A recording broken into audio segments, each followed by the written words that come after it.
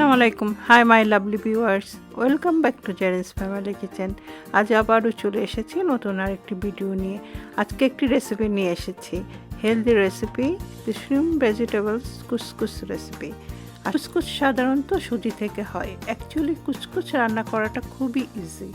এটা যেমন পাস্তা বা নুডলস কিংবা রাইসের মতো এভাবে আর কি রান্না করা হয়, যে যেভাবে রান্না করে।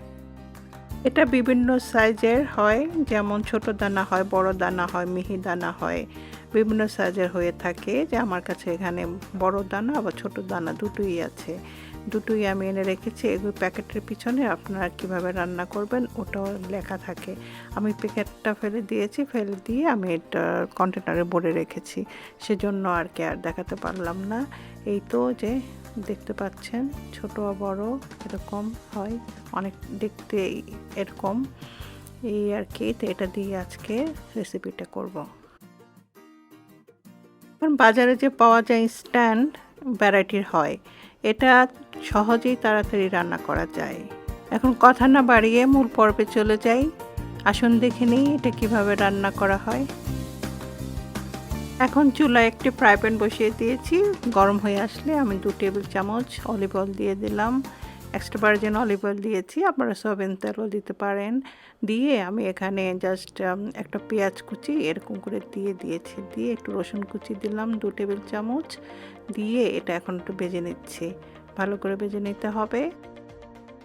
পেঁয়াজ রসুন ভাজা হয়ে গেলে হাফ চামচ দিয়ে দিলাম ব্ল্যাক পেপার দিয়ে তার মধ্যে এখন দিয়ে দিচ্ছি জাস্ট আপনার চিলি ফ্লেক্স দিলাম, ও জাস্ট আপনার স্বাদ মতো দিবেন, যেমন পছন্দ করেন ওরকমই দিবেন। দিয়ে তারপর ভালো করে ভেজে নিতে হবে।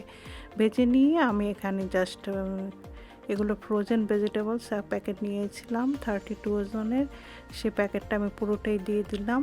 দিয়ে এখন এটা ভালো করে ভেজে নিয়ে ঢাকনা দিয়ে ঢেকে দেবো একটু সিদ্ধ হওয়া পর্যন্ত। 3 মিনিট পর এখন ঢাকনা খুলে আমি আর একটু নেড়ে দিচ্ছি। নেড়ে দিয়ে ভালো করে দেখছি ভাজা হয়েছে কিনা। তারপর দিয়ে দিচ্ছি স্বাদ মতো লবণটা আপনাদের স্বাদ মতো দেবেন, যেমন পছন্দ করেন ওরকমই দিবেন। দিয়ে দিলাম।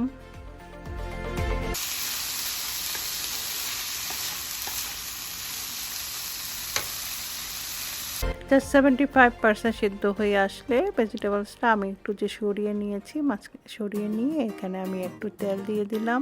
তেল দিয়ে আমি এখন ডিম দিয়ে দিব। এখানে 4টা ডিম দিয়েছি। 4টা ডিম দিয়ে এখানে আবার একটু স্ক্র্যাম্বল করে নিব।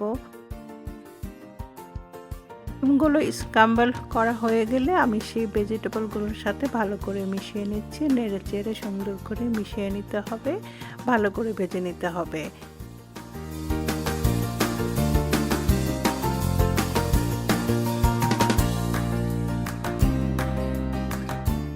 ভাজা হয়ে গেলে আমি এখন দিয়ে দিব এখানে শ্রিম্প।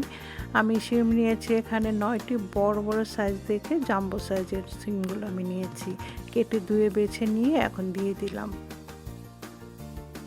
মিনিটের মতো শ্রিম্পটা ভেজে নিয়ে এখন আমি যে কুচকুচ দিয়ে দিচ্ছি, এখানে 2 কাপ কুচকুচ দিচ্ছি।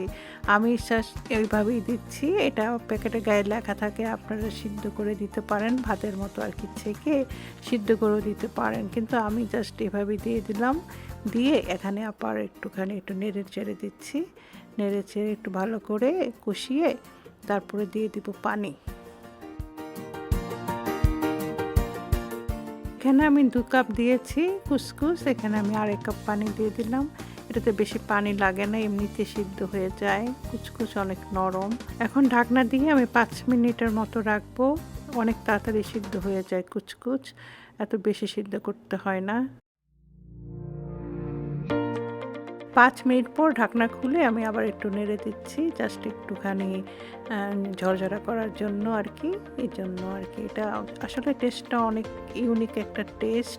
আপনারা কি বলবো, এটা অনেকটা বাংলা ফ্রাইড রাইসের মতো লাগে, ফ্রাইড রাইসের মতো টেস্টটা, কিন্তু কুসকুসের একটা ইউনিক একটা ফ্লেভার আছে, অনেক টেস্ট। এটা আমাদের অনেকটা বাংলাদেশের কাউন, আমাদের দেখতাম যে কাউন আনতো, কাউনের চালের মতো লাগে আমার কাছে। তারপরে যে একটু কাঁচামরিচ দিয়ে দিলাম একটা বাংলাদেশি ফ্লেভার আসার জন্য। আমি কতগুলো কাঁচামরিচ কেটে এখানে দিয়ে দিলাম।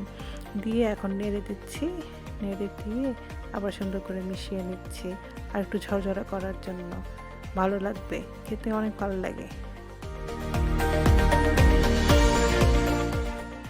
আমি এখন কতগুলো চেরি টমেটো কেটে নিচ্ছি, এটা উপরে আমি দিয়ে দিব। এটা সালাদের মতো আর কি, রান্না করব না, কিন্তু উপরে এটা দিয়ে দিব। খেতে একটা ভালো লাগে, একটা টেস্ট আসে, ভালোই লাগে। এভাবে কেটে কেটে উপরে এখন দিয়ে দিব আর কি। এদিক দিয়ে আমার কুচকুচটা হয়ে গিয়েছে। এখন আমি একটু ধনিয়া পাতা কুচি কেটে দিচ্ছি। আপনারা যারা ইচ্ছা মতো দিবেন, যতটুকু পছন্দ করেন দিয়ে দিয়েছি। দিয়ে এটা আবার একটু ভালো করে নেড়ে দিব। ভালো করে নেড়ে একটু মিশিয়ে নিব। দেখতে পাচ্ছেন কি সুন্দর হয়েছে, ঝরঝরা, অনেকটা মানে অনেক ভালো লাগে খেতে একদম। আমার মেয়ে তো খুব পছন্দ করে। এটা ভালো করে নেড়ে দিয়ে আবার আমি এর মধ্যে এখন দিয়ে দিব কিছু কাঁচা টমেটোগুলো।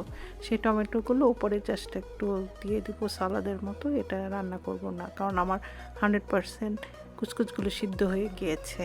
জাস্ট এটা আমি এভাবেই সার্ভ করব। তারপরে এই যে হয়ে গেল আমার কুচকুচ। আমি এখন সার্ভ করে দেখাচ্ছি কেমন লাগে। তো মাই লাভলি ভিউয়ার্স, কেমন লাগলো আজকের রেসিপিটি? হেলদি একটা রেসিপি আপনাদের আজকে করে দেখালাম। যদি একটু ভালো লেগে থাকে অবশ্যই লাইক, কমেন্ট, শেয়ার ও subscribe to my channel please. যারা আমাকে সাবস্ক্রাইব করেছে তাদেরকে অসংখ্য ধন্যবাদ। যারা করেননি প্লিজ প্লিজ করে নেবেন, করে বেল আইকনটি প্রেস করে রাখবেন। যখন নতুন করে ভিডিও দিব তাড়াতাড়ি করে যেন পেয়ে যান, নোটিফিকেশন পেয়ে। তাহলে ভালো থাকবেন, আমার জন্য দোয়া করবেন। আল্লাহ হাফেজ।